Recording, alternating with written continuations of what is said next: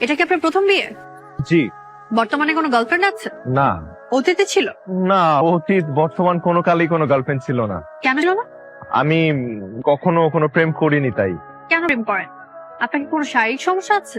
আসতে আপনি এ ধরনের প্রশ্ন এত উচ্চ স্বরে কেন বলছেন?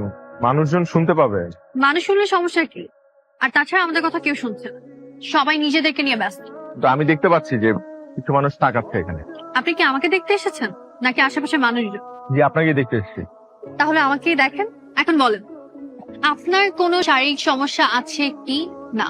দেখেন, আমি এটা কখনো যাচাই করে দেখিনি, তবে আমার বিশ্বাস আমার এই ধরনের কোনো সমস্যা নেই। আপনি কান পিয়ার্সিং করেছেন কেন? এটা ম্যাগনেট, আপনি চাইলে আমি আপনাকে খুলে দেখ। না না, না, লাগবে না। আপনার শরীরে কোনো ট্যাটু আছে? একটাও নেই। আপনি চাইলে আমি আপনাকে। না না না, থাক। আপনি আমাকে এতগুলো প্রশ্ন করছেন কেন? কারণ আপনি কানাডা থাকেন, অথচ আপনার গার্লফ্রেন্ড নেই, কখনো প্রেমও করেননি। ব্যাপারটা কেমন অস্বাভাবিক না? অস্বাভাবিক না। আমি প্রেম করিনি কারণ আমি প্রেম করার মতো কাউকে খুঁজে পাইনি তাই। কারণ আমি পড়াশোনা নিয়ে ব্যস্ত ছিলাম। আমি সব সময় চাইতাম আমার সব ভালোবাসা জমা থাকুক আমার ওয়াইফের জন্য। শুনতে একটু ওল্ড স্কুল লাগলেও আমি এমনই। ড্রিঙ্ক করেন? জি। না না, আপনি কি হার্ড ড্রিঙ্ক বুঝিয়ে? না না না, আমি ও ধরনের কিছু খাই না। নাইট ক্লাবে যান? না আপনার কি এইচআইভি আছে? না আপনি কি আসলে কানাডা থাকেন? না আপা, আমি আন্দর কিল্লা থাকি। আমার সাথে একদম ফাইজলামি করবেন না, আমি আপনার বেআইন না। সরি। দেখেন, আমি কানাডার সিটিজেন, আমার কাছে পাসপোর্টও আছে। আপনি যদি চান আমি আপনাকে সব দেখাতে পারি। কিন্তু আমাকে নিয়ে আপনার এত সব সন্দেহ হওয়ার কারণটা কি? কারণ আপনি কানাডা থাকেন, অথচ ড্রিঙ্কস করেন না, গার্লফ্রেন্ড নেই, নাইট ক্লাবে যান না। ব্যাপারটা আমার কাছে নর্মাল লাগছে। দেখুন, একটা মানুষ দেশের বাইরে থাকে তার মানে তার এসব থাকতে হবে এর কোনো মানে নেই। আমি একজন পিওর মুসলিম। Thank you. আরো খাবার আছে না? হ্যাঁ, ওগুলো নিয়ে আসেন। আরো ফুড আছে মানে? আপনি কি আগেই খাবার অর্ডার দিয়ে রেখেছেন? জি। আমার কি পছন্দ অপছন্দ না জানি আপনি আমার জন্য খাবার অর্ডার দিয়ে দিলেন? মানে বিষয়টা অনেকটা নিজের পছন্দ অন্যের উপর চাপিয়ে দেওয়ার মতো হয়ে গেল না? না মানে, আমি তো ঠিকঠাক মতো জানি না আপনার পছন্দ অপছন্দ কি, তাই আমি মেনু থেকে মোটামুটি সবকিছু অর্ডার দিয়ে রেখেছি। সব সব খাবার অর্ডার দেওয়ার বিষয়টিও আমার পছন্দ হলো, কারণ এইটা একদিকে অর্থের অপচয়, আর অন্যদিকে আপনার নিজেকে জাহির করার একটা চেষ্টা। মানে আপনি এটা শো অফ করতে চাচ্ছেন যে আপনার অনেক টাকা, তাই তো? আমি এখন উঠবো। কেন খাবেন না? এতগুলো খাবার অর্ডার দিলাম। না, আমার খেতে ইচ্ছে করছে, আপনি খান। এত খাবার আমি একা খাবো? যতটুকু পারেন তত খান। আচ্ছা ঠিক আছে, আমি ট্রাই করছি, কিন্তু একটা রিকোয়েস্ট করি, আমি যতক্ষণ খাবো অ্যাটলিস্ট ততক্ষণ আমার পাশে বসে থাকা যায়? না, আমার একটা ল্যাব ক্লাস আছে। আমি আপনাকে পৌঁছে দিই? না, আমি একাই যেতে পারবো। আচ্ছা, যাওয়ার আগে আমাদের বিয়ে নিয়ে আপনার মতামতটা জানতে পারি? না, বিয়ের মতো এত বড় একটা ডিসিশন এত জলদি আমি নিতে পারবো না। আমার সময় লাগবে। আমি বাসায় যেয়ে আপনাকে ফোন দিই। বাই। আচ্ছা, এত কঠিন কেন মেয়েটা? মা তো বলেছিল নরম একটা মেয়ে, তবে মনে হচ্ছে এই মেয়ের সাথে আমার ভালো জমবে।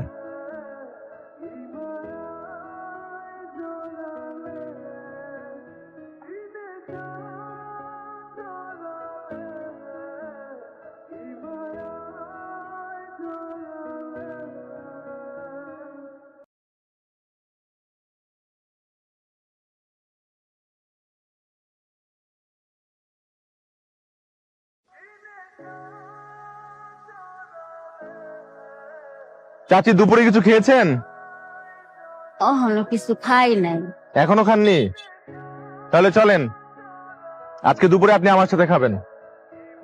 না না, ভয়ের কিছু নেই। একটু আগে দেখলেন না, একটা মেয়ে খুব রেগে রিকশায় চড়ে চলে গেল। সেটা আমার হবু বউ। আমার উপর খুব রাগ করেছে, কিন্তু আমি জানি না কেন রাগ করেছে। আমরা দুজন মিলে রেস্টুরেন্টে অনেক খাবার অর্ডার দিয়েছিলাম একসাথে খাবো, কিন্তু খাওয়া হয়নি। আসেন, আপনি খাবেন আমার সাথে, আসেন। আসেন।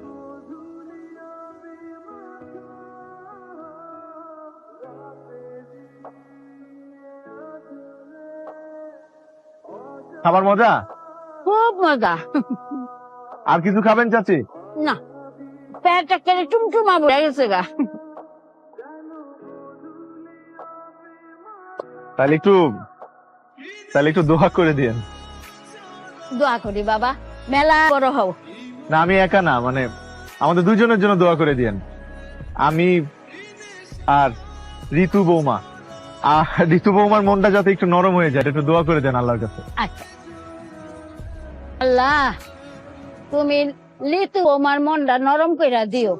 লিতু না ঋতু। আবার কোন লিতুর মন নরম হয়ে যায়? ঋতু বৌমার।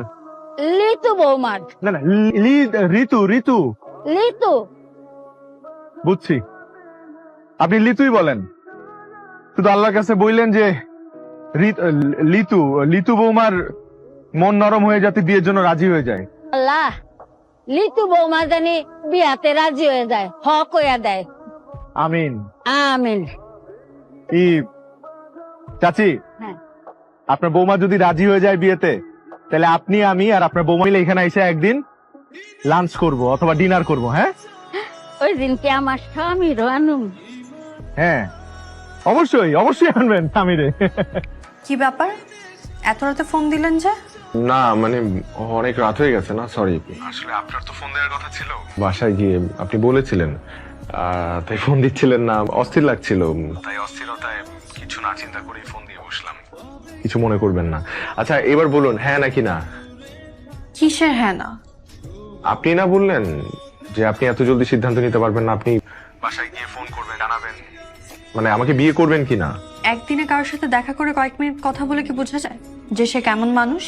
আমার আপনার সাথে আরো দেখা করতে হবে, আপনাকে বোঝার জন্য, আপনাকে জানার জন্য। আচ্ছা তাহলে কাল দেখা করি। সম্ভব না, আমার কালকে খুবই ইম্পর্টেন্ট একটা এক্সাম আছে। এক্সামের পর? সরি, সময় হবে না। আর কালকে দেখা করার কি দরকার? দেখুন আমি মাত্র 28 দিনের জন্য আসছি, অনলি ফর 20 days। তো এর মধ্যে যদি আমরা দেখা না করি, আপনি আমার সাথে কথা না বলেন, আমাকে না চেনেন, না বোঝেন, তাহলে আপনি সিদ্ধান্ত নেবেন কি করে? আচ্ছা আপনার এক্সাম কয়টায় কালকে? সকাল 10টায়। গ্রেট। আপনি তো ঢাকা মেডিকেল কলেজে পড়েন, রাইট? জি। শোনা, আমি এখন রাখবো, আমাকে ঘুমাতে হবে। তবে হ্যাঁ, আপনাকে থ্যাঙ্কস। আমি চলে আসার পর যে ওই অসহায় মহিলাকে নিয়ে খাবারগুলো খেয়েছেন, সেটার জন্য থ্যাঙ্কস। এই কি আপনি জানলেন কি করে? আপনি দেখেছেন পাশের টেবিলে 2টা ছেলে আর একজন ভদ্র মহিলা আপনাকে সারাক্ষণ দেখছিল।